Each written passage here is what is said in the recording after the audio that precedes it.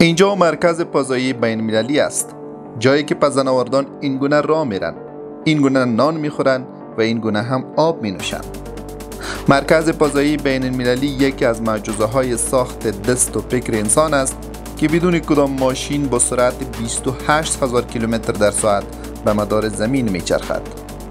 این مرکز هر 90 دقیقه یک بار به مدار زمین میچرخد و در هر شبانه روز 16 بار طلوع و غروب آفتاب را تجربه می کند.